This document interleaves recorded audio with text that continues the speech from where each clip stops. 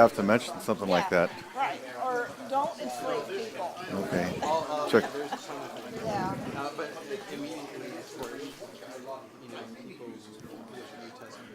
Okay, we're just about to start. Am I going through the speakers? Can you hear a little bit?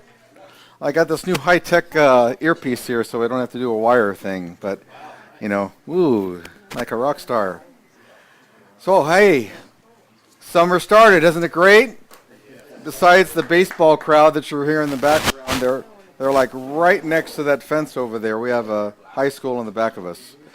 So occasionally we're going to get that. I'd like to welcome David. David's one of our new members. Say hello, David. Hi. And it's like walking distance right across the freeway. Well, not even the freeway. Yeah, not even to the freeway. It's like right down Taft Street, and he's there. Or Catella, right? You're off Catella, right?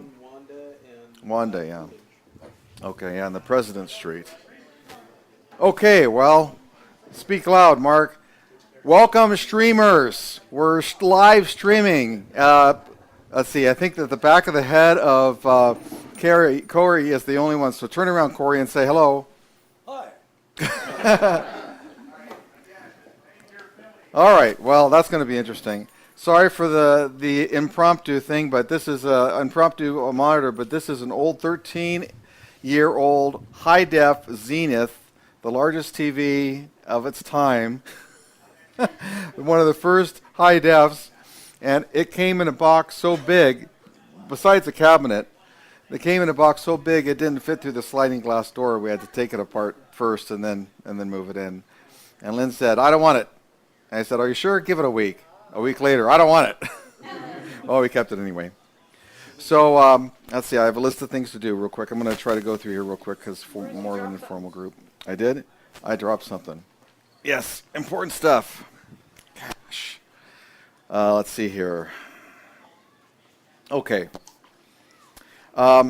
Everybody knows about the $4 a month memberships. I would like for everybody to do that because it's only $4. I think you guys are on the 99-cent fee for the Secular Gazette, right? Which I'm gladly lacking on putting it out every month, so I can do what I can on that. But the donations count. As you know, we have about 680 members. It kind of goes down, it kind of goes up. But including the other four chapters, which Jan is helping me out with the Long Beach one, we have over 1,000 members, so that's pretty cool. Does everybody know where the bathrooms are? Everybody? Chris? Oh, Chris, you're new too. Chris, where are you from? Orange. Oh, you're from Orange too? Great, great. Okay, well, we got two Orangites here then. That's good. Did you know that Villa Park happened to be the most Republican city in the nation, based on population? Yeah, 68%. It's pretty high.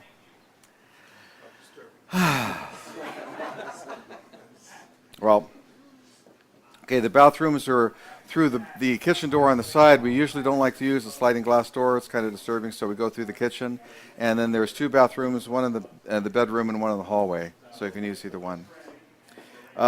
You can text your friends right now because we're streaming. So if you know anybody that you think that would happen to enjoy this meeting, that'd be great. And they would actually hear better audio than we're hearing because this microphone is going right to the camera and right to the streaming. So chances are it's not picking up all this ambient noise. So go ahead and text your buddies if you have any other anti-theists, non-theists, and a new word, apatheists. Those are people who don't give a shit.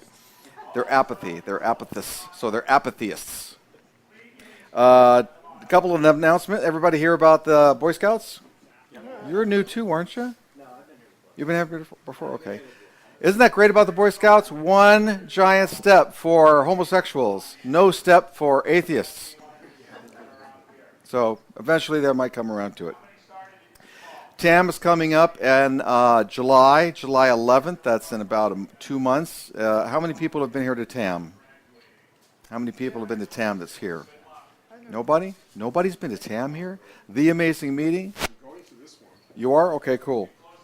Well, I'll be doing the video production, and it's not streamed. It's only on YouTube afterwards, so you can see all the lectures for free afterward if you're not going to be going. But it's... no, it's...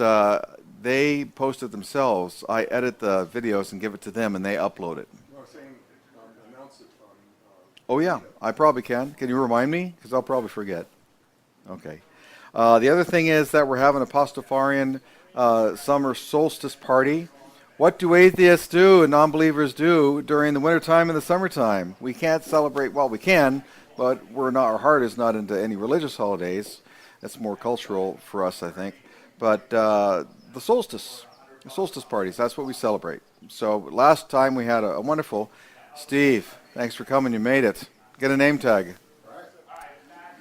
Steve's a good friend of mine from South County. Name tag's right around the corner when you walked in, and right next to the donation bucket. Don't know what that is. We'll figure that out. The solstice party coming up, I kind of threw, trying to throw something a little bit more creative. So has everybody gotten the meetup announcement about it yet or read it at all? Yeah. Okay, everybody knows about it. So you don't have to bring a pasta dish, but it's a pasta party. It's a pastafarian party, so that's why I have it right up here. Beer, Say again? beer. Beer? Pasta beer. Beer volcano in a stripper factory. Oh, that's right. That's what you get in heaven.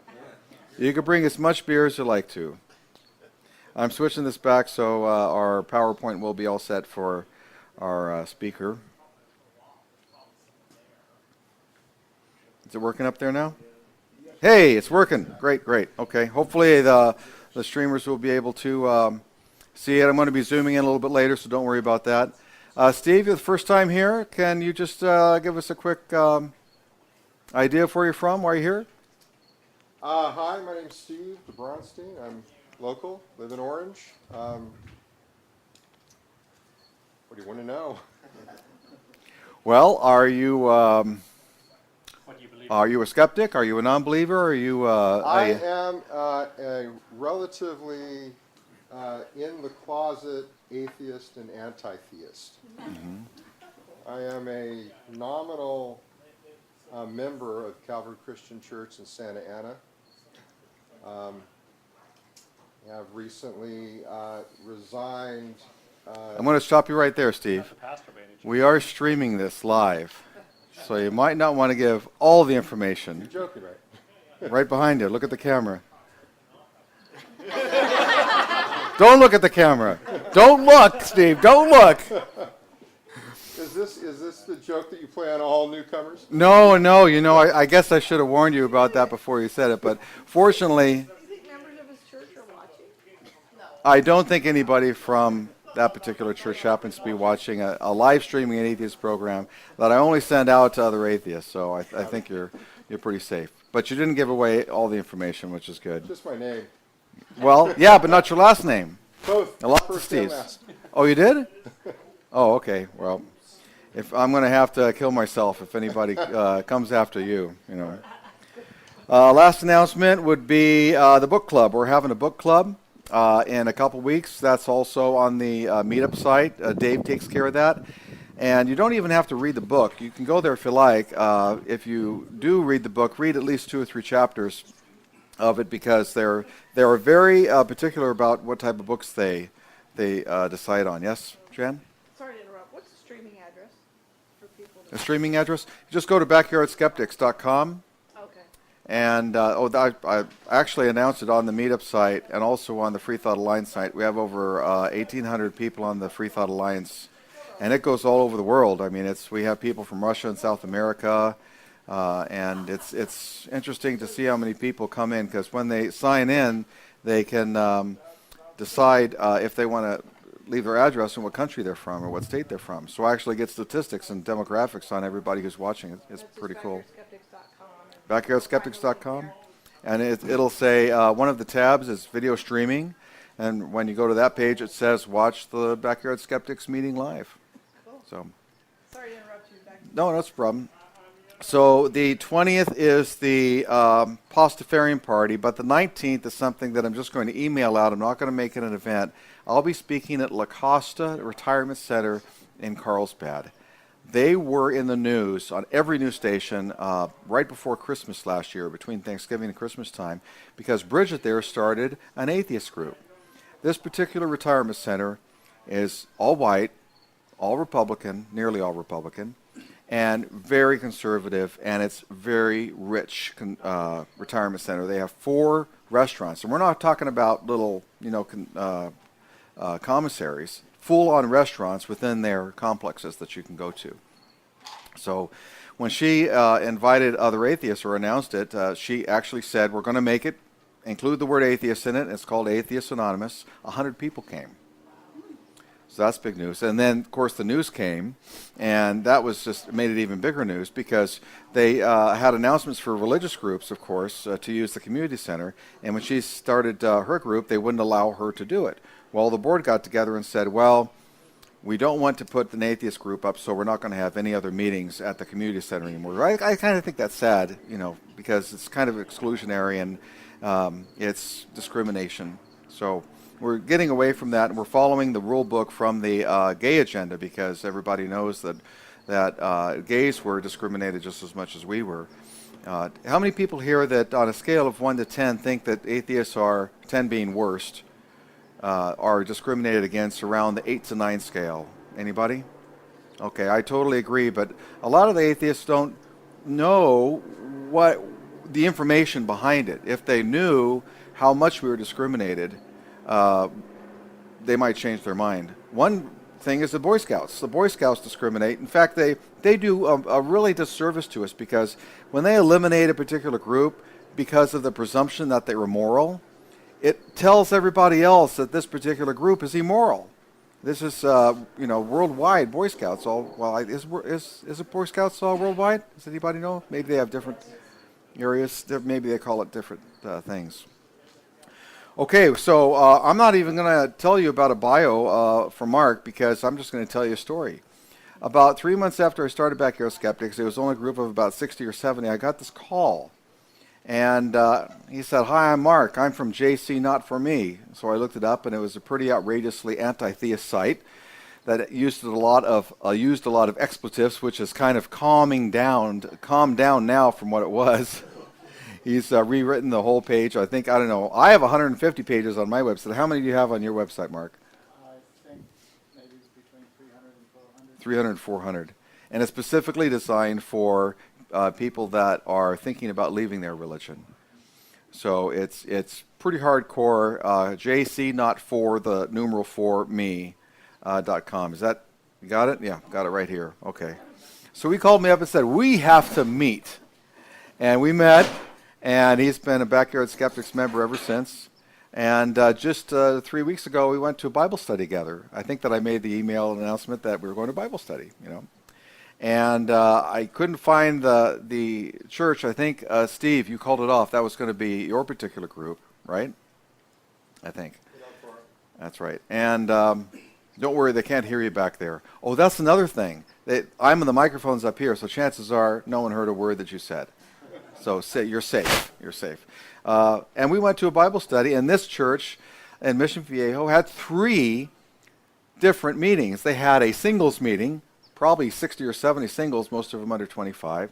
They had a married group for men, which was pretty big, and then a small group that was a discussion group that was also a men's group, and they were talking about the different parts of the Bible, and that particular one was their finale, and they were talking about love. So when Mark said, we're atheists, and we can just leave if you don't want us to be here, and they all kind of look at each other, and it was kind of indistinguishable what they were thinking about, because this was the Bible study about love. Are they going to reject people simply because they have no faith? So we had a wonderful discussion. Don't you think it was great, Mark? I think it was really, really fun. It wasn't antagonistic. It wasn't confrontational. It was just really fun, and we planted the seed. That's our job, is not to convert, but we planted the seed. And a lot of common questions come up. Most of them are very simplistic Christian questions because they have nobody to bump up against. They study it hard and they study it critically, but they always come to the same conclusion, which is why study it if you're going to be coming to the same conclusion all the time. That's a little story about Mark. He's one of my good friends, a motorcycle buddy. We go motorcycle riding together, and let's welcome Mark Smith. Okay. I got to put this on for you because it's really... Yeah, we're hooked up there. Yeah, it's... You're never going to know it's even on. All right. Now we can eat. Yeah, tell them to shut up.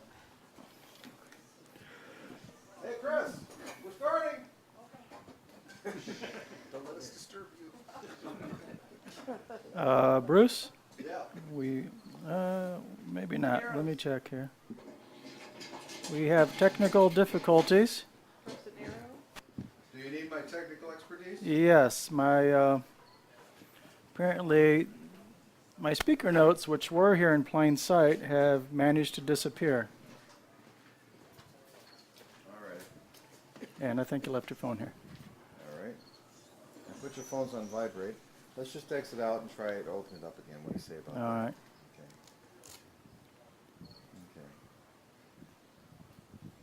Start settings there. There we go. There we Good go. luck with that. Thank you. Let me get this text size up. One moment. I'll turn it up a little bit. Okay. Ready to go? Okay. There are different tactics one can use when having discussions with Christians. One tactic is head-to-head arguments. Christians tell us to believe the Bible, we don't, and then we tell them in detail why the Bible is wrong. But there are times when maybe it's best to take a different tactic, run with their ideas, and for the sake of argument, believe the Bible, and thus give birth to the strange sight of non-believers now trying to get believers to believe their own Bible. I call this tactic intellectual judo. Okay, good. Judo is said to provide maximum efficiency with minimum efforts, not by resisting a charging opponent head-on, but by using the opponent's own weight and momentum against him, leveraging him to lose his balance. Intellectual judo is not to oppose their ideas, but rather use the momentum of their ideas against them. We do this by agreeing with them, then taking those ideas to their logical conclusions, something most Christians have never done.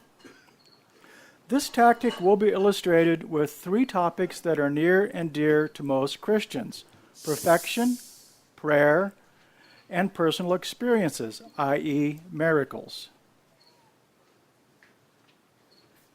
Christians claim their God is perfect. They have said their God, quote, does not make mistakes, even little ones. And Dr. Hugh Ross, whom we debated a few years ago, is quoted to have said that God is infinitely perfect. The best quote, however, and the one to run with to its logical conclusion, comes from a group called Omega Faith. They claim there is no way in which God can be better. Okay, we go along with that. Now let's see where it leads.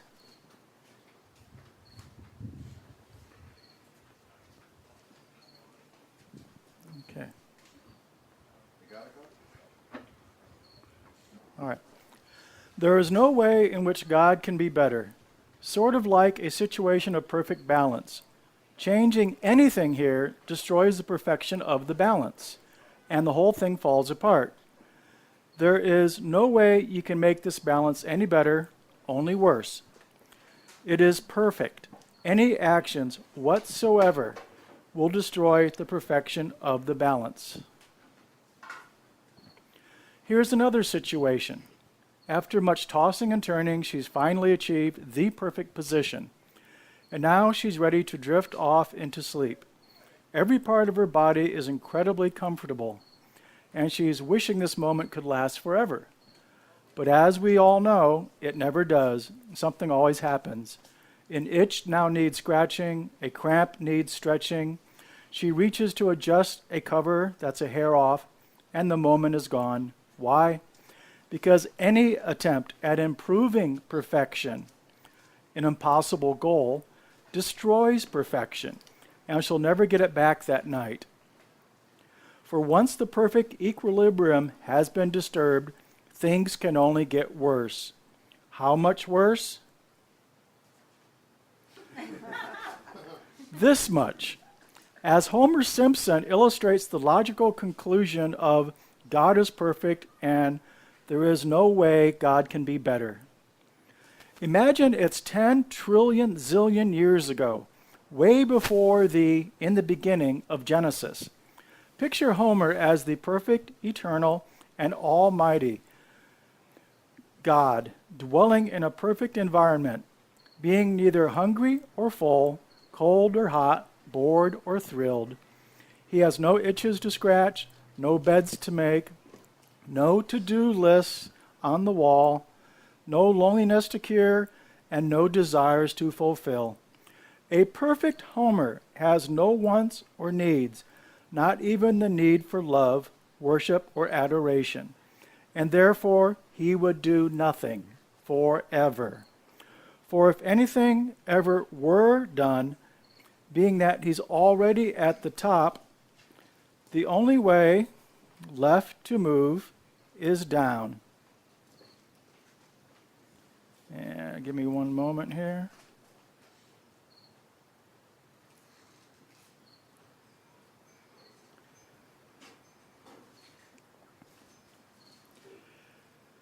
Down into imperfection. Homer cannot improve what is already perfect to make it any better. And since he's perfect, he would likewise not do anything to make it worse. Therefore, since he is the sole object in all existence, and he is perfect, there would be no change, positive or negative. There would be no actions, and there would be no creations, from all eternity to all eternity. A blogger by the name of Chad Docterman summed it up well. He wrote, "What did God do during that eternity before he created everything? What disturbed the eternal equilibrium and compelled him to create? Was he bored? Was he lonely? If something is perfect, it is complete. It needs nothing else. If God is perfect, there is nothing he needs, nothing he desires, and nothing he must or will do. A God who is perfect does nothing except exist. A perfect creator God is therefore impossible." Thus, taking the Christians at their word, what we're left with is a celestial pet rock that does nothing, 24/7.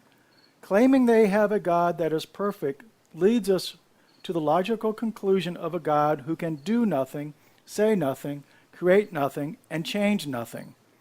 One simple thought experiment leaves the Christians with an incapacitated God who could never have created the universe, can answer no prayers, and provides no personal experiences. This is the power of intellectual judo, of using the Christians' own claims against them, and it didn't take one Bible verse to do it. All it took was thought, thinking things through. Prayer. The power of prayer. We oftentimes hear that from Christians and variations of it from Fox News, especially after one of God's tornadoes forgot to kill every single child in a school or home. For the sake of argument, let's agree with their claims about the power of prayer, about the explosive power of prayer, about their ask and you shall receive aspect of prayer, and especially about their prayer changes things refrain. These are all claims that, for the sake of argument, we'll assume are true. Jesus himself said a prayer, "Ask, and it shall be given." This offer had no strings attached, no fine print at the bottom, and no disclaimers. It's wide open. So let's grant them it's true. And since it's true, we don't need to argue with them. Instead, let's use their momentum and run with this idea and put it to good use. They certainly must believe Jesus here, and they're commanded to pray. So let's have them pray $1 million to arrive into our bank account before midnight. After they are done with their verbal gymnastics, their excuses, and telling you what Jesus really meant, because after all, they can read his mind. I suspect that evening, when they are alone, your intellectual judo, without a single argument or debate, just might start to eat at them and lead them to see for themselves that maybe, just maybe, Jesus wasn't entirely truthful here. They will have come to this conclusion in their own mind, on their own time, and as we all know, discovering things for oneself is always better than being argued into it. This is another quote from the Bible of the power of prayer. And we can run with this. No arguments or debates necessary. Christians, if they are sick, are commanded to send for the church elders who will pray for them. And this prayer made in faith will heal the sick. Note that it says not maybe or might, but an unequivocal will heal the sick. So for the sake of argument, we'll agree with our Christian friend, for this is really great news. Christians, with a little prayer and ceremony, right in the comfort of their own houses, will be cured of any and all sicknesses with no doctor or medical bills to deal with. In short, no sick Christians ever.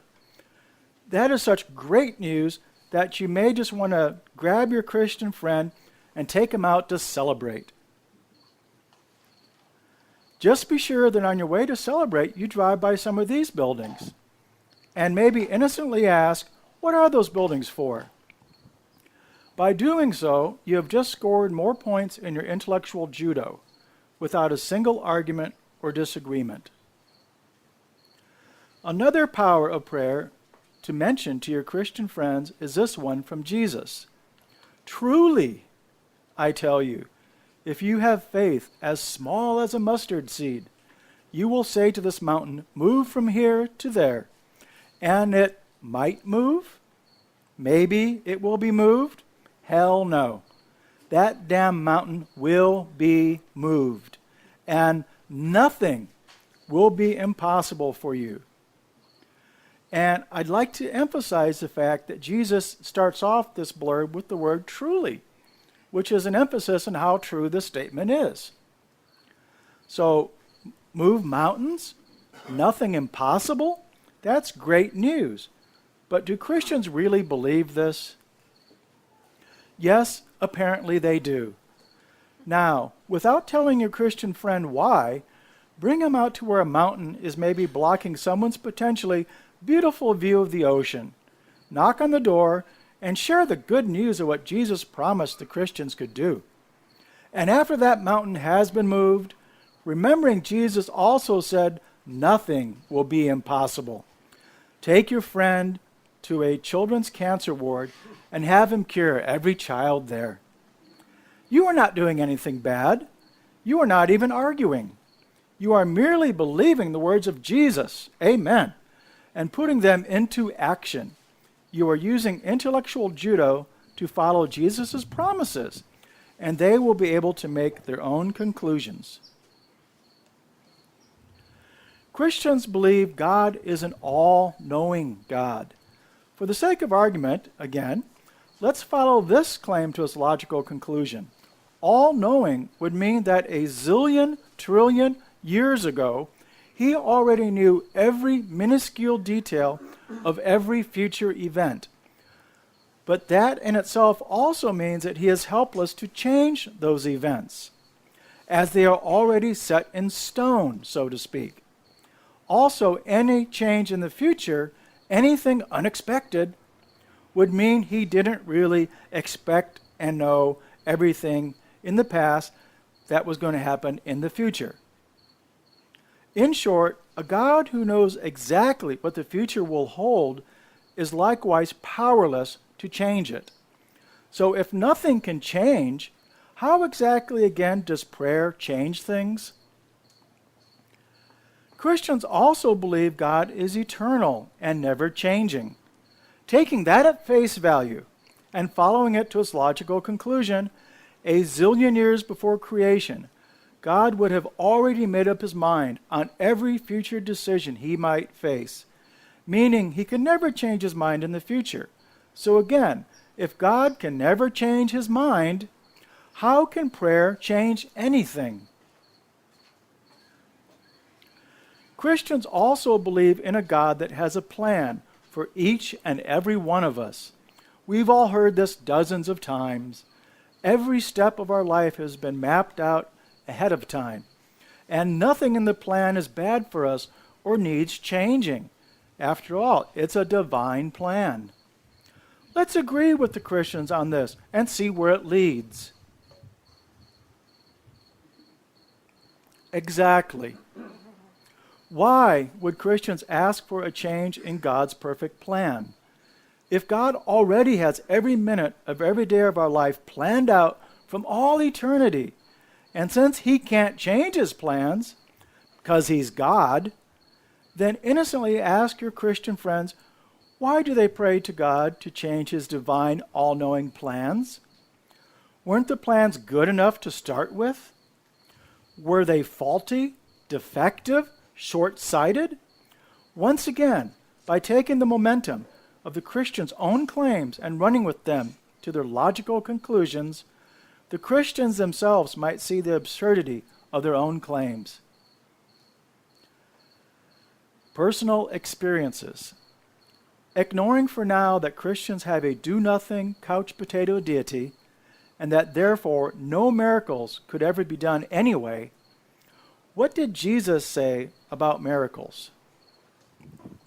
I, Jesus, tell you the solemn truth. The person who believes in me will, not maybe, not might, but a definite, emphatic will, perform the miraculous deeds that I am doing, and will perform greater deeds than these. Here is another perfect chance to use judo and let the Christian see for himself. Rather than squaring off against him, sidestep him and have him demonstrate the truth of what Jesus solemnly promises here. Because he really believes that everything Jesus said is true, right? So invite your Christian friend over to your house, then ask him to do some bigger miracles than Jesus did, so that you can believe too and join them both in heaven. He does believe what Jesus promised, doesn't he?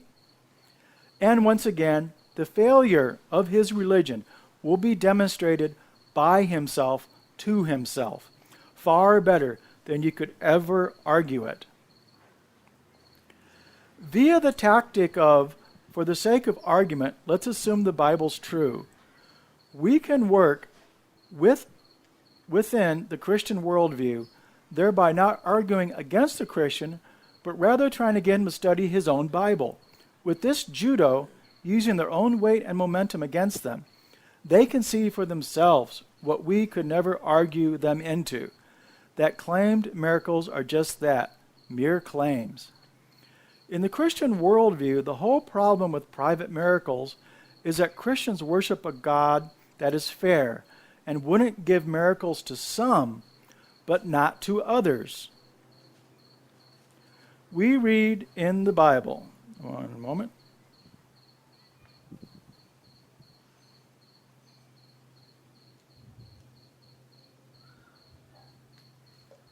Text too small for those glasses of yours, Mark? I'm not able to scroll, apparently. And there we go. Okay, we read in the Bible, God does not show favoritism in dealing with people. God treats everyone on the same basis. God shows no partiality and is no respecter of persons. Conversion-level private miracles to a select few, thus guaranteeing heaven for them, and the withholding of miracles from the vast majority of mankind, thus damning them to hell, is impossible in the Christian worldview of a fair God who doesn't play favorites. So given that these miracle stories Christians claim for themselves cannot be from their God, since God is fair and just, ask your Christian friend just where these miracles come from. Satan? Hallucinations? Out and out lying? They can't be from God. Miracles, signs, and wonders. What does it all mean? Well, Jesus had an opinion on these kind of people, and it must be true because he's Jesus. Jesus said, "An evil and adulterous generation seeketh after a sign." Again, having the Christian confronted with his own Bible might force him to conclusions that mere arguments never could. He will have to conclude that Jesus is either lying here, or that all these Christians blathering on about miracles and signs and wonders in their lives are, well, evil. Perfection, prayer, and personal experiences. In summation, when it comes to your Christian friends, rather than always arguing against their ideas, occasionally, for the sake of argument, agree with their ideas. Then together, both of you can see where these ideas end up. To recap, perfection. If God is perfect, then he does nothing. Prayer. If God does nothing, then he also does not answer prayers. Personal experiences. If God doesn't answer any prayers, then he certainly doesn't answer prayers requesting miracles. Thank you.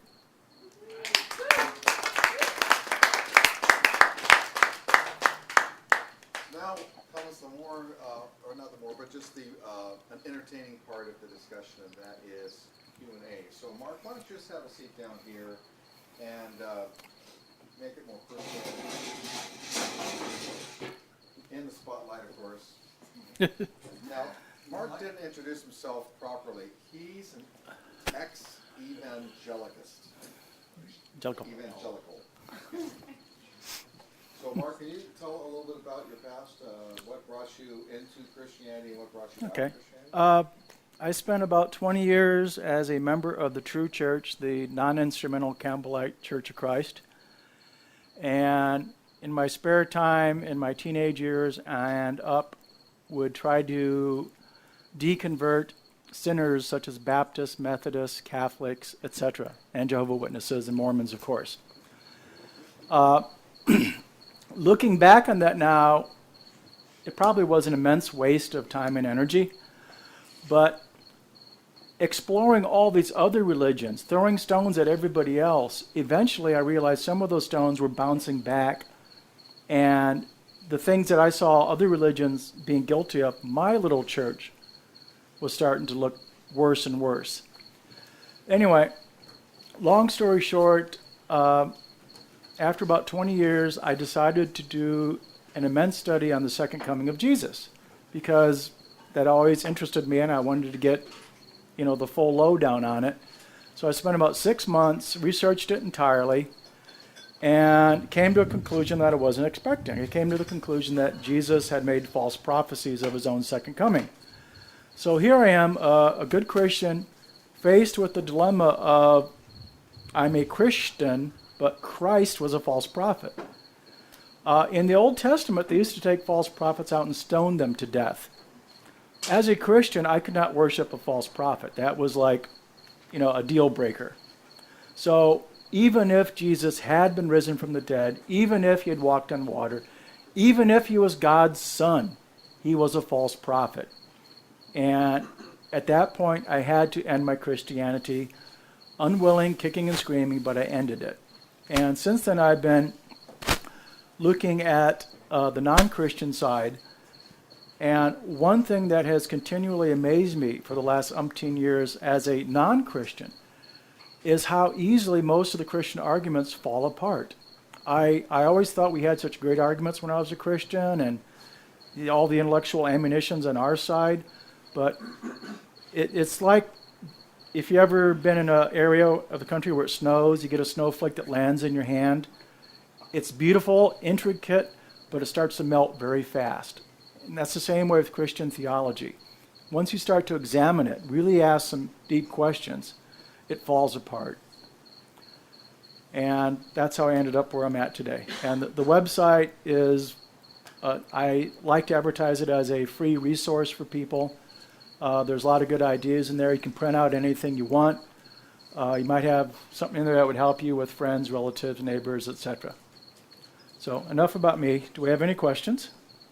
One more question about you. When you go through that type of change, what does it do to your circle of friends and how they treat you?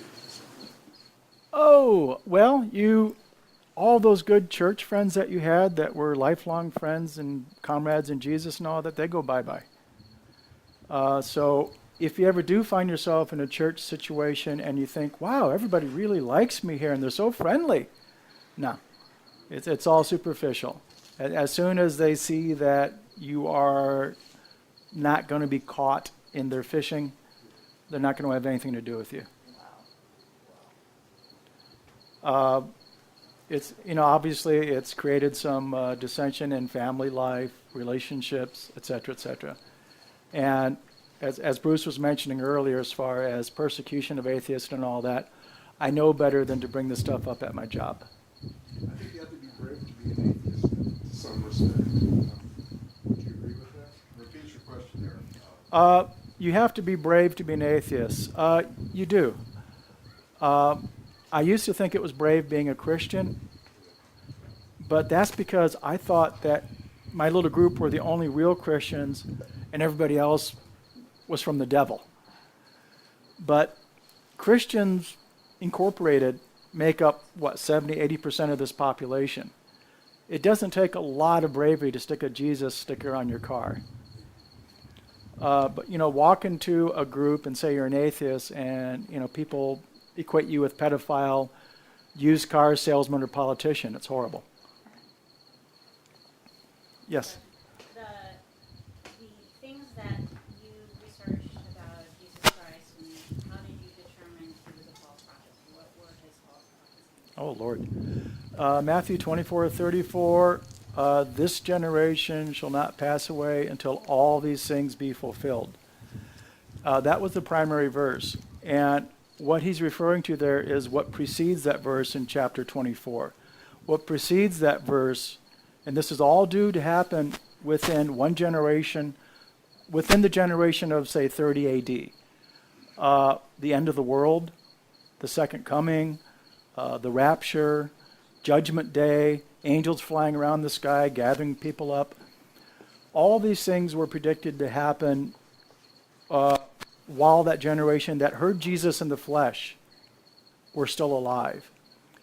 Another simple reference is Matthew 16, where Jesus again promises that some of you who saw what went on here today are also going to see Jesus coming in, are also going to see me coming in my kingdom, which again indicates that the second coming was promised within the lifetime of the ancient apostles.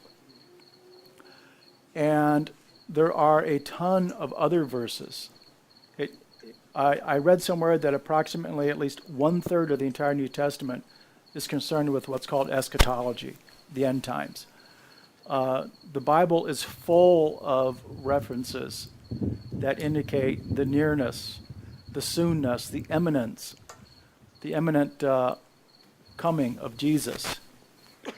There are some cases where there's a few Bible verses that are consistently mistranslated, and there's very few translations that actually come out and state what the Greek word there actually is, because it makes Jesus into an obvious false prophet. And Sorry, go ahead. oh, and again, I spent 6 months on this, and when I tear into a subject, I'm like a bulldog. I don't give up. And this consumed me for 6 months. And I started off with sheets of paper taped. This was before computers. Started off with sheets of paper taped end to end. Column left, Jesus, false prophet. Column right, Jesus, not false prophet. And eventually, every single objection to Jesus being a false prophet went away. There was nothing but Jesus, false prophets points left.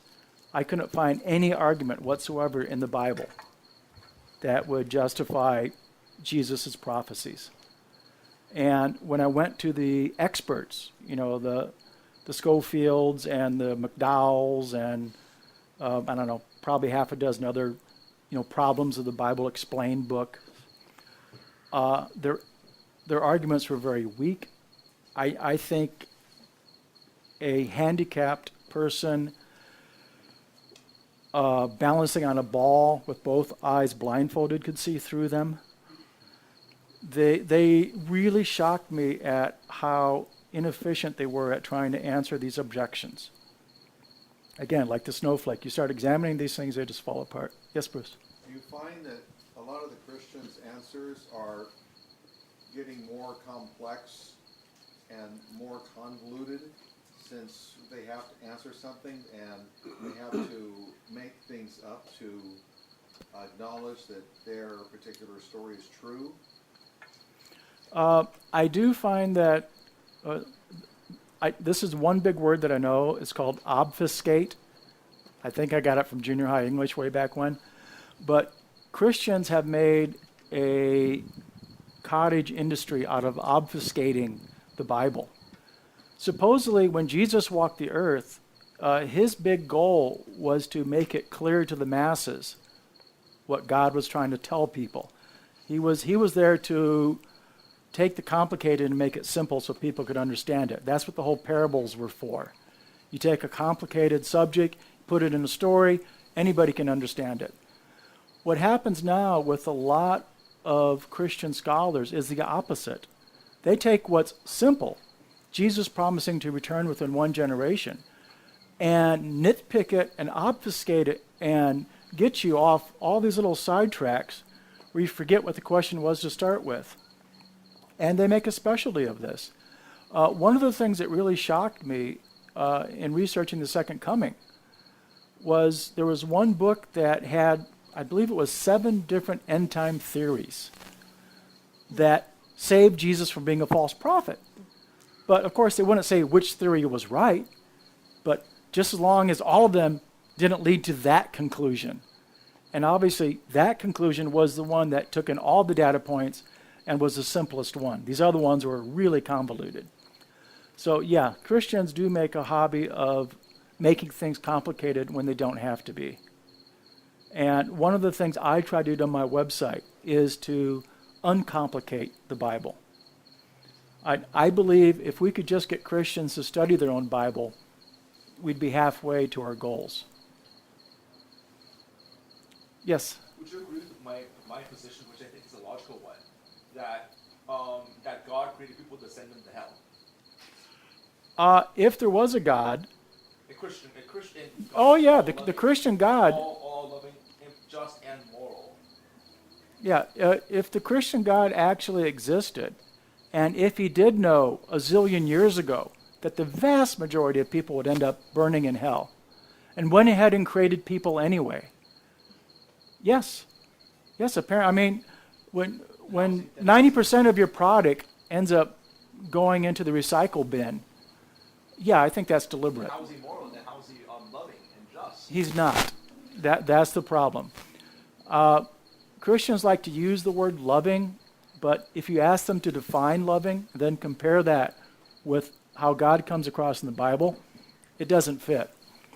If you ever have the chance to talk to a fundamentalist, try to put the Christian God, make it some other God or some other evil dictator somewhere, and tell them that, this evil God here is torturing these people for no good reason, blah, blah, blah.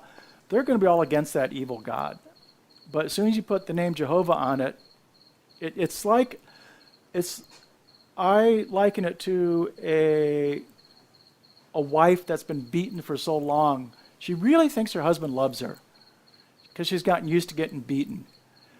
And she really can't see it, and everybody else can see it except her. That's the way a lot of the Christians are. They're so used to being mistreated by God, to being disappointed, to being emotionally beaten, that they automatically call anything God's love. Doesn't matter how much crap comes down, it's God's love. God's doing this because he loves us. God makes your life hell. That's it. Say again? Yes, sir. When you were a Christian, did God ever talk to you? He did not, and that is because my particular brand of Christianity was all against modern miracles and signs and wonders and stuff like that. We thought all that stuff was way back when. We were much too educated and scientific for that. Those were the holy rollers.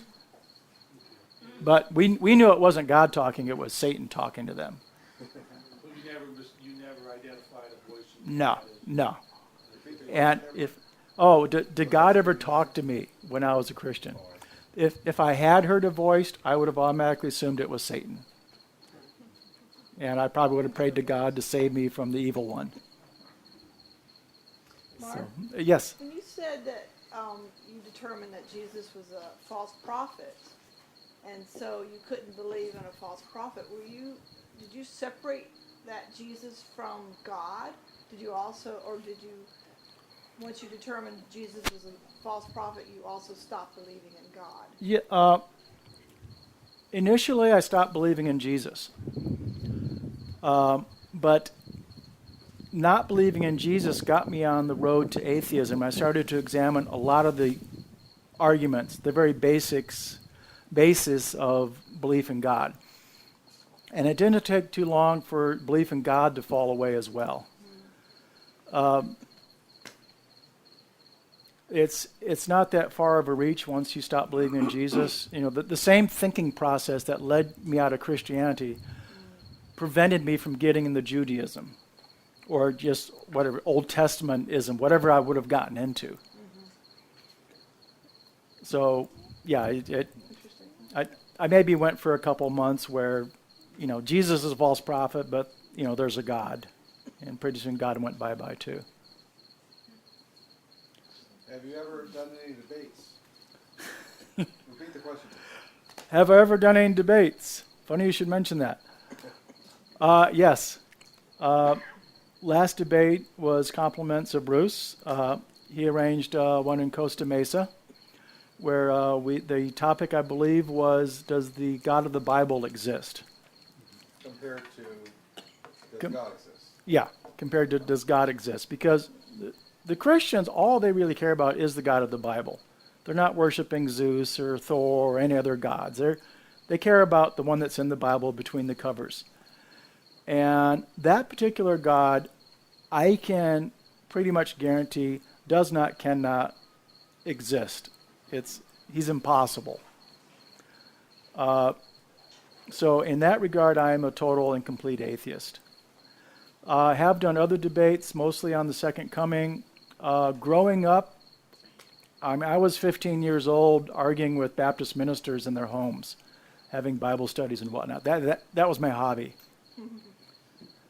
And just a funny story, one thing that surprised me back then, and I should have gotten used to it by now, but I still haven't, most Christians don't really know their Bible. You know, if I really believed in all the God and Jesus stuff, and I had a book, I happen to have one here, that was written by the guy that created the entire universe and has eternal power and is going to give me eternal life, and all the secrets I ever wanted to know were in this book, I would memorize this damn thing. I would know this thing backwards and forwards. I mean, this would take precedence over everything in my life if I really believed there was a God and this was his book. I mean, even Star Trek Trekkies spend more time studying stuff than most Christians do studying their own Bible. They really don't give a crap about their religion. They don't take it seriously. And that used to irritate me as a fundamentalist Christian. Now, as an atheist, it's like, okay, that's a safety valve. Those people aren't going to blow themselves up for Jesus. So I should stop complaining about apathetic Christians. They're good for society. Yes? I would submit then that that's the flaw in your argument that you gave about miracles and prayer and faith and so on like that. Because there were qualifiers in all of them. It said, if you have faith.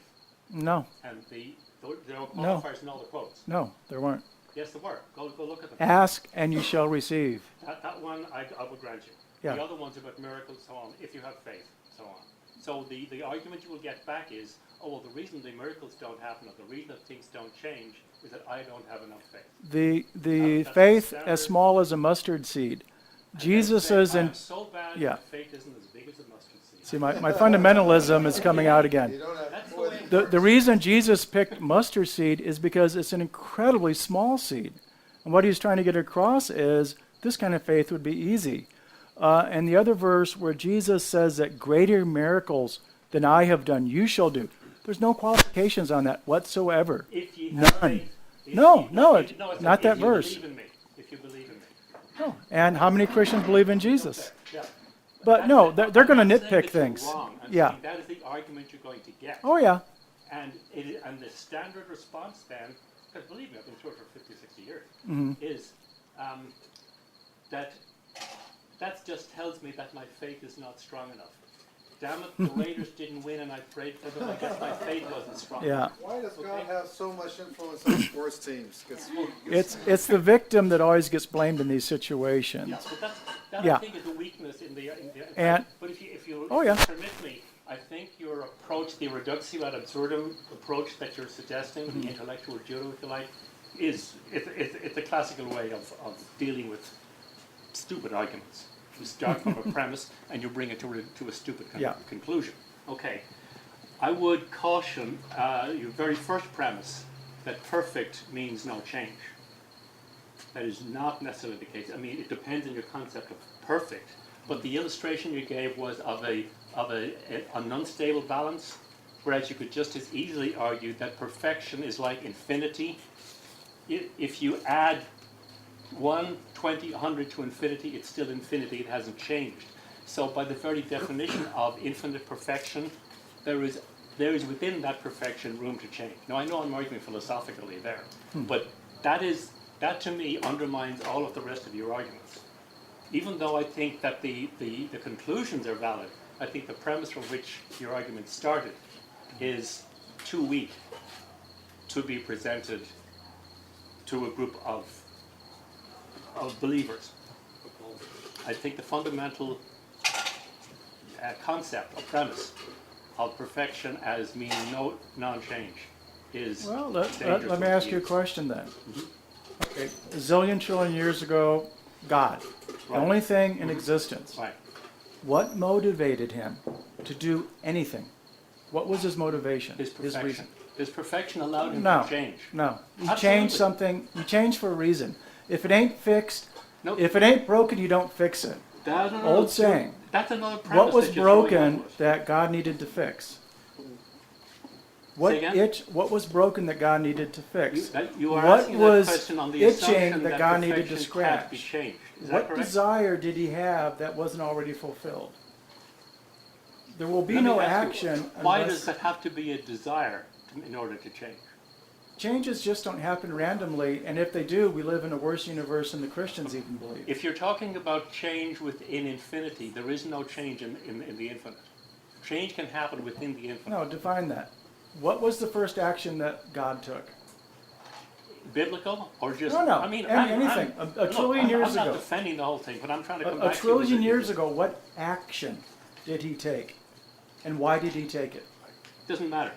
No, tell me. The only one that's Give me a specific action that he might have taken. mythologically recorded is that he created the universe of some kind. Why? I don't care. Why should we care? That's a human question. That is a question of his limited mind. It says, why did he do this? A perfect mind doesn't need I know I'm arguing here. You can shut me up if you like. A perfect mind, a perfect infinity doesn't need a reason.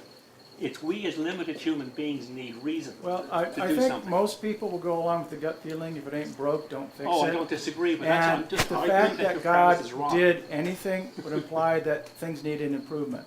Carrie. Mark defined perfection. You cannot define perfection. Neither can Mark. He did. But I don't have to accept his definition. Then offer one of your own. I just He did. doesn't need to. I What just is did. It's the equivalent of mathematical infinity. Nothing can change in it. The equivalent of mathematical That's infinity. fuzzy. No, it's not. It's a state. It's a steady state. It is not a steady state. It is a steady state, It so is that a no matter steady what state. you put at it, it doesn't change. But that, It can change within itself, but it's still the same infinite, immutable. I won't call it immutable. It is. if nothing ever changes, it's a steady state, and it's a steady state No, with no, no, zero no. That information. implies that nothing changes. What I'm saying is that the concept of an infinitely perfect allows for change. Otherwise, it's not perfect. No, we're splitting hairs here. I This- think that's, this that's is, a special this is pleading. philosophical. I think when you have an argument like that, you're stipulating your own idea of a deity within your construct. I'm not I speculating, think I'm not there's- proposing a deity at all. I'm proposing the notion of perfection.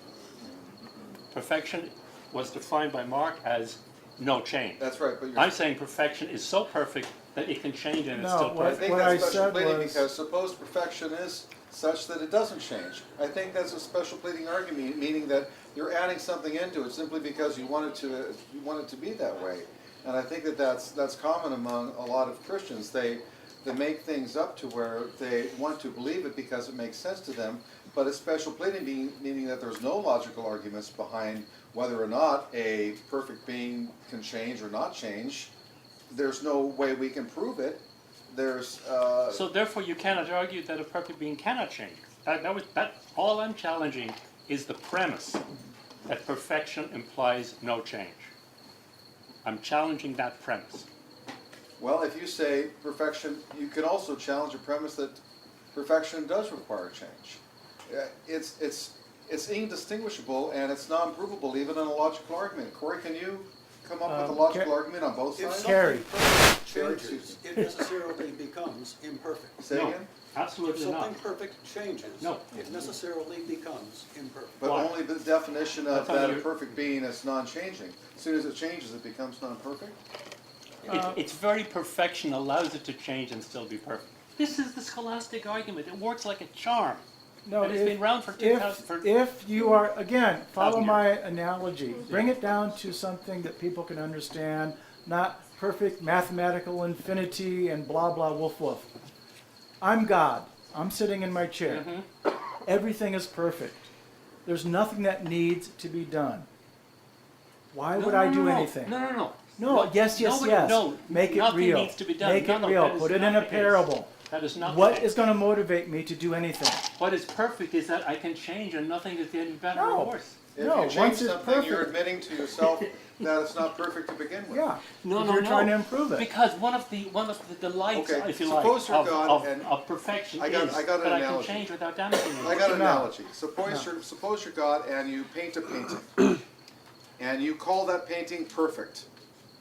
No, that is totally. And then you that go is back and totally you say, limiting oh, the wait whole a second, concept. this little spot over here needs to be a little redder. Look, let it Because go. you're admitting that it was supposed to be, that you're admitting, Well, that's what he did with creation. that's, Let's look at it a little different here. What you are Right, yeah. arguing is if you take and you step out of the space-time continuum and not look at it as a series of events, one following another. Which you have to Just do. look at it as it is. He's saying that's perfect. And the change within that perfection is part of the perfection. Because it's Yeah. not something that is, like, this instant's perfect, but this instant isn't. And yesterday was pretty good, and tomorrow's gonna be very good, and next week is gonna be a perfect day. It's the whole that is perfect. Not minute by minute, second by second, year by year. It's the whole. Correct. The existence of everything, where you, instead of, you're looking at 3 dimensions where we live in, but you step out of that in the 3 dimensions and the time, and here's the whole thing. And God's sitting back, and I will agree that you can't be, I don't see any way for change to happen within that idea, but it's still, you can have perfection with change because you're looking at it on a minuscule scale. Garrett? If the whole is perfect and the whole includes change, what does perfect mean? great question. That's the question. That's the challenge. The Go challenge ahead. is that it cannot. Dave hasn't David, spoken go yet. ahead. I think what Mark is, the point that Mark is trying to make is, he's coming at them with a God that they understand. He's anthropomorphizing God, and God has this desire to create something. Yeah. And, you know, he's giving God human characteristics that people can relate to. Yeah. And that's, And I agree. And that's Yeah, really one what I was thing, telling you. Carrie and I go anthropomorph- back a decade or two, and one thing Carrie can affirm. I don't have a taste for philosophy. Agreed? Agreed. Agreed. Philosophy, to me, I do agree with the Apostle Paul. I believe it said that, who said philosophy and vain deceit? Yeah, that's Paul. Paul, yeah. Philosophy to me is an immense waste of time and energy. It's mental masturbating. I've been I doing agree that with Jesus for years, in actually. using parables to try to take the complicated and make it understandable. This verbal volleyball that philosophers go through, and I've been to a hell of a lot of intellectual Christian philosophy groups. I don't think it gets anywhere. I guess I'm an the only engineer. point I'm I trying to deal make- with yeah. reality and tolerances. This either works or it doesn't work. I don't deal with philosophical, excuse my French, bullshit.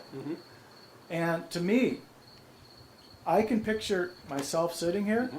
I'm perfect. I'm God. If I do anything, it's for a reason. And if there's a reason to do anything, it's to improve things. And if I'm improving things, that means they weren't perfect to start with. And That certainly, assumes if that we, you're certainly not if we a accept that benevolent God. premise, everything else follows. Suppose you're a malevolent God. Now, we got it all wrong. We're And talking to you want to do things to make people suffer. Yeah. You can do it that way. So that's what I mean, a special planning, you can go either way. I mean, if anything should have convinced you, the woman sleeping. I mean, because we've all been there in bed. You're just laying there, you got that perfect position, and I mean, every part of your body feels great, and then the phone rings, whatever. Something always happens and wrecks it. We've all been in that perfect situation, and you know for a fact, as soon as you move, you never get it back. Try Gary, as you might. how would you define perfection? Let me think about it, please. Yeah. Because I think that Philosophy is not most allowed, arguments, logical arguments as well as Christian atheist arguments, they really come down to terms. Yeah. Almost all the time when I talk to somebody, halfway civilly of course, that it always comes down to terms and conditions and definitions. And sometimes we have exactly the same word with totally opposite I've got definitions. it on my website. Can anybody get to the net? Yeah, Yeah. we can get to that, yeah. While you're I'll thinking, do it may while I? you're talking about it. Okay. Perfection's an ideal, it's not a. Well, I think what I was getting at is what you were describing there. You use the terms outside of space-time, and the gods that are presented to us are presented as existing outside of That's space-time. right, oh yeah. And that's I the listen to argument. apologists, And- I know what they You said what? I listen to the apologists. Okay, yeah, I yeah. know what. And yeah, I the get whole it. notion of change implies time. As you said, before and after. That implies time. If you're outside of space-time, there is no change. Yeah. There is no time. Yeah, but the still I don't understand is how a God could answer a prayer because Oh, yeah. if you already know, you can't change it. I mean, it's, that's where I fall down, because if I know what's gonna happen, it has to happen, it can't be changed. You can't plead for a prayer, or, Yeah. you know, that's the one that stymies me. you I know? think the amusing one is when there are two groups of Christians fervently praying for their team to win. Yeah. One of them's gonna lose. Oh, well, what about that point? That was brought up in my presentation. Yeah. If God has planned every single nanosecond of the universe from infinitely back, how can any change happen? Why should Christians pray for anything? Because everything's already known ahead of time. Nothing really can change. And what about free will? Well, no, the argument is that the plan includes free will. Different The kind of argument words. is, and we're getting complex now, the Yeah. argument is that perfect plan includes free will. There's always the, I think that if you're, sorry, Chris? Make shit up. So there's always the MSU explanation, MSU being the technical term for make stuff up. But you can say of the state space of all possible, configurations in the world, wherever God is, that's perfect. So you can move all over the state space, and wherever he is, it's perfect. So he can answer prayers, Right. he can change the outcome, but wherever it's moved to, that's now perfect. Again, I just made that up. And it sounds great, and that's the thing when you argue a natural argument against the supernatural can do whatever it wants. And now my argument against a logical, against something that can change it anytime, anyway, is always right. It's very problematic. Yeah. No, in fact, perhaps because I'm a mathematician, I use the term infinity, and I'm comfortable with that whole notion. There is a of infinity. philosophers group I think that you would enjoy. I grew up with them. I spent 20 years at bloody philosophers. I've had enough of them. Go with that great philosopher, Ted Nugent. If it ain't real if you can't take a bite out of it. Oh, yeah. Okay, I believe we have Carrie's definition of perfection. I've offered 4 definitions of it here, and one popular one which is really correct. I've offered complete, pure, conformity to a given standard, and ideal. Now, I can't see any room for change in any of these. Possibly you can offer another definition or one which includes change. That is perfect. I think David had the right idea. Is that the whole argument tries to put things in anthropomorphic terms. And once you do that, you're losing what the theists believe to be the essence of Godhead, which is outside of Yes, space-time. and the theists are copping out in what they're doing there. Oh, I'm And not Mark arguing can point that. out. I'm saying that the premise that perfect implies change is fundamentally flawed. Yeah. Oh, you're agreeing with him then? No, his premise was that perfect implies change. Oh, sorry, I said it wrong. You're right, Jerry. Perfection prevents change. Perfection prevents change. Prevents No, I'm change. saying that that's not the case. That- That is a thesis. That is as a premise to begin the whole argument is flawed, at least for a certain percentage of the population. Yeah. That's if you want to do it in anthropomorphic terms, that's the only way to do it. But if you want to do it with people who are working with this space-time, this outside of space-time concept of God, that's not going to work. Yeah. What's also very interesting is now there's archaeological evidence that the God of Abraham is actually an old god of the Canaanites. They recycled him. They basically from what I understand, this was a BBC special, so they're usually pretty on their game. And according to this BBC special, which you can YouTube, there is actually now archaeological evidence that shows Yahweh as having a wife, and her name was Asherah, and she's also mentioned in the Bible. And of course, Asherah was, she was not a god you couldn't worship.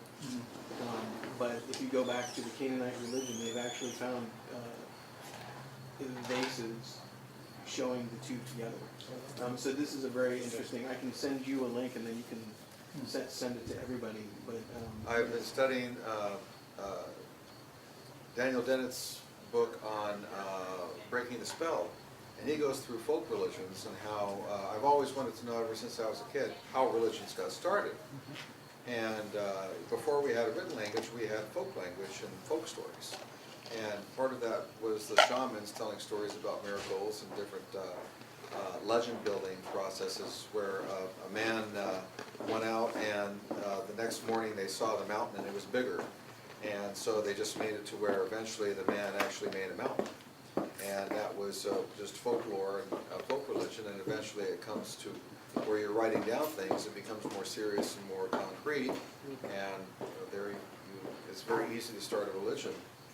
And it's not any one particular person or even a whole society, it's usually a group of societies that start getting religion going, and it's almost a natural thing. And his argument is that religion is a natural phenomenon made by man, not a supernatural phenomenon. It's a natural, meaning it's part of our evolution. It's how we want to explain things. That's the whole book is considering that, breaking the spell. Well, one thing I've noticed, and Carrie can probably attest to this as well, in my lifetime, churches have evolved considerably. I remember as a kid going to the Nazarene church, and at that time, boys and girls could not swim in the same lake. There were no movies allowed. You could not go to the movies. You definitely could not go to dances. Could not smoke. Could not drink. Blah blah blah. you go to a Nazarene church nowadays, they're going to be talking about what movie they saw over the weekend. They won't think twice about going to the beach and having mixed bathing.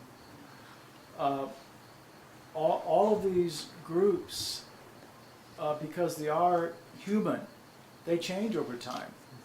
And that's probably why you get a lot of the old timers in church all pissed off, because they remember way back when the church was pure and... You're jealous? Probably. But, I believe it was in this country. I mean, men and women did not even sit together in most churches. And now look at it. It's just all gone to hell. I mean, they're all mixed up, the men and the women. It's horrible. And you don't have to dress up?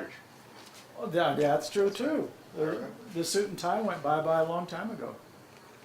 So what you're saying is that religion's rules change a little bit at a time, depending on the social mores. Yes, and what's funny about that is supposedly they're founded upon an objective source, so there should be no change. Christianity should be the same each and every generation. It shouldn't conform to the society that it's in, but it tends to evolve just like any other social group. I'd like to mention a story. I videotape swing dance competitions. That's part of what I do.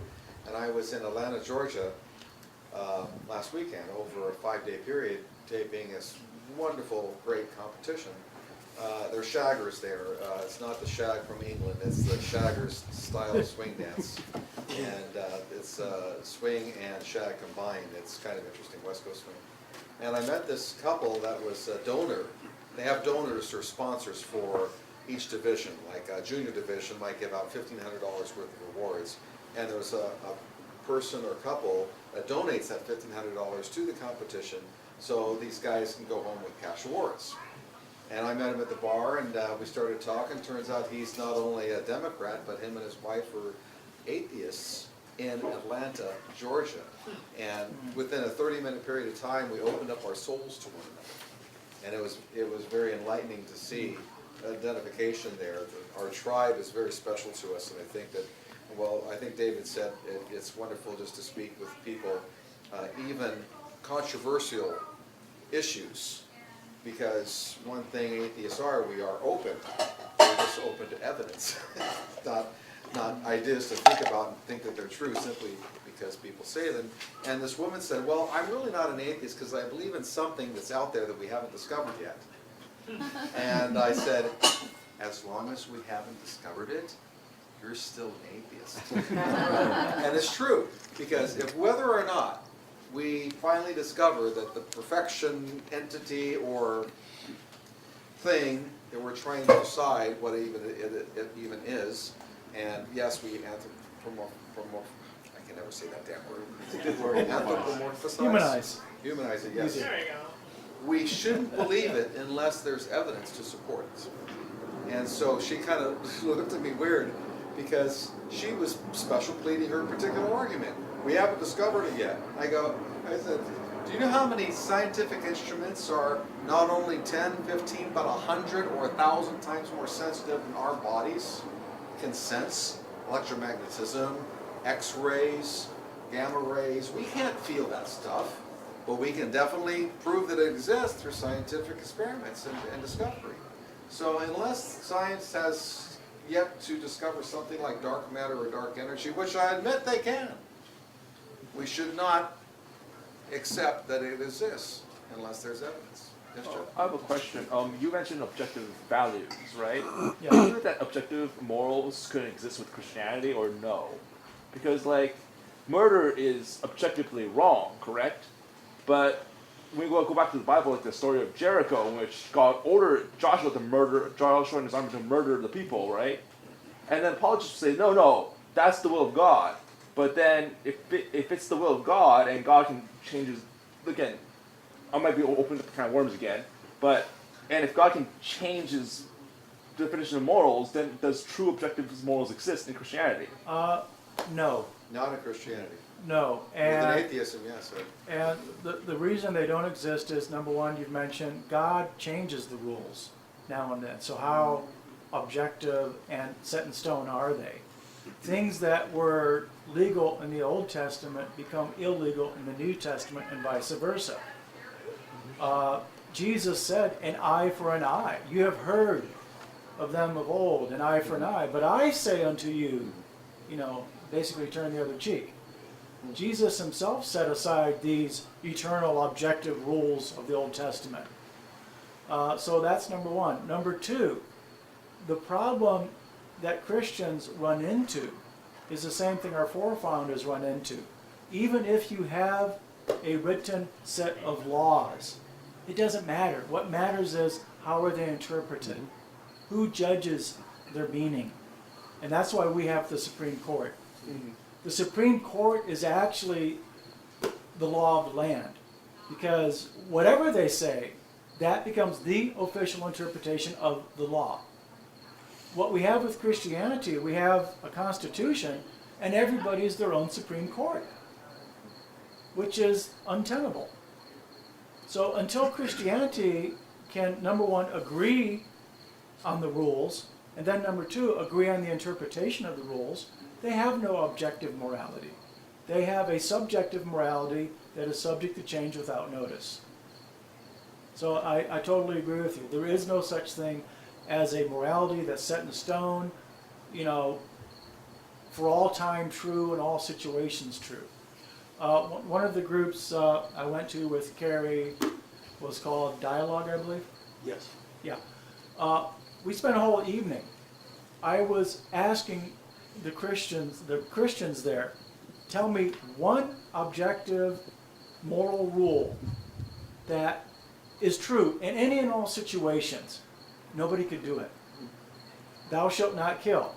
Well, what if somebody's attacking you? Thou shalt not lie. Well, what if the Nazis asking you if you have Jews in your basement? Thou shalt not commit adultery. What if somebody's got your children held hostage and is going to kill them unless you screw another woman? I mean, every single law in the Old Testament and the New Testament has exceptions that anybody can sit down and think of. And that's one of the biggest dangers I think that religion has, is that if you interpret these particular moral values that are based on Bronze Age sheep-herding text, you're really endangering yourself to doing something that might not be exactly moral, but you're justifying it through a particular text. Yeah. Well, look at the 9/11. I mean, 9/11 hijackers, all of them had bachelor's degrees, 4 of them had master's degrees, and 1 of them was engaged. And they still permitted this to happen simply based on the text. The best apologetic I heard was from William Lane Craig saying, well, the reason that Jericho is okay is because disobedience to God is the worst thing you can do, which I find terrifying, because does anyone stand up for that? Is that disturbed woman who drowned her children because God was telling her to do that? Right. Are you talking about the divine command theory? Yeah, if you hear a voice in your head and it's God, if it's telling you to do something that's prohibited in the Bible, with Dr. Lane Craig's example, not doing that is the worst. The standard apologist answer would be that there are different ages, and the time for hearing voices has passed. That would be the standard apologist answer. Yeah, so it definitely puts you in a any way that makes us look good is. But that's still irrelevant. Even with the genocide apologist William Lane Craig, there is still no objective morality in Christianity. It still fails. Well, he subjects it to, he asserts that he posits that there is, but of course there isn't, because there's just so many different things in the Bible where God can say, go kill these guys. And Canaanites, Mennonites, is that how it was? Midianites? No, Many different, well, actually all of them except the Israelites. Kill everybody except the Israelites. I'd like to finish with one other thing. I didn't finish on my presentation or my opening statement. If anybody's interested in going to La Costa on the 19th of June, it's Wednesday and it's at 4 p.m. So if you work, you won't be able to do it unless you take off. And it's a closed community, so you're going to have to submit your name, and they'll tell you where the talk is. I'm giving the talk, and it's called Nothing Fails Like Prayer. And it's going to be an interesting concept of discussion, because what I'm doing is I'm having a Q&A in the middle of the discussion. I'm going to bring up a point, and I'm going to take 2 questions. and then I'm going to continue another point, and we're going to take 2 questions, so it's like a follow-up, immediate follow-up, and still awaiting, oh, I forgot what he said 30 minutes ago. You know, we're going to have immediate feedback, and so it's kind of a new thing I'm going to try out, and it might be interesting. It's definitely more stimulating, and if you can make it at 4 o'clock, great, and I'll send everybody an email on it. And everybody is welcome to stick around and talk to Mark. Mark is wonderful when combined with a philosopher or a science nut like me when we go and talk to Christians, because between the two of us we have, you know, more information. Kind of like my wife. Between me and my wife, we make one great couple, one great mind, I should say. And, Was that a proposal? What was that? Is that a proposal? My wife. We're 20 years. Oh, that's another thing. Jim. Oh, Jim, you already know it. My wife and I are opening up a trip to the Galapagos Islands in October to the crew. And it's coming up kind of quick, 5 months away, but it's our 20th anniversary. So we'll have some alone time, that's fine, but you know, we'd like to go with, I'm sure that everybody who goes to the Galapagos Islands is interested in science and anthropology and biology and, you know. Just want to get away from them all. Well, we get away enough as we drive motorcycles all over, but we get away enough. So, does anybody here have any interest in going to the Galapagos? Is it a about cruise $2,500 or a person. Sorry? Is it a cruise or flying there? It will be on a cruise. We decided on a cruise. You can go and stay at the hotels, and then you got to kind of have to go to the different islands. But what happens on a cruise is they're small cruises, by the way. They're not like Celebrity. You know, like there's 150 to 200 people on a boat. That's it. And you go to each island and you check out that island entirely before you go on the boat again. And the next morning, wake up, you're at the next island. For chance, do you have a cost estimate? About 2,500, 3,000. We got it down to about 1,800, and that's on a hotel. And we just kind of want to. I mean, you could spend so much. You could rent private yachts to go down there, and there's a limited amount of yachts, and the yachts have to go to different islands every 3 weeks. So when you plan your trip, you have to kind of say, okay, what group of islands do I want to go to? Because you can't go to all of them unless you do like a 14-day trip and you take a couple different boats to the different islands. And it's a $100 park fee admission, gets you in the whole time that you're there. That's not included. And I'll email everybody, but it's one of those bucket list things, you know. Go before you die. So I want to thank everybody for coming. I hope you had a good time. Mark, thank you. And next month is the Winter Solstice Party. That's going to be a lot of fun. It's free. Bring your pasta dish or whatever and come and just enjoy a whole evening. We're opening up the jacuzzi.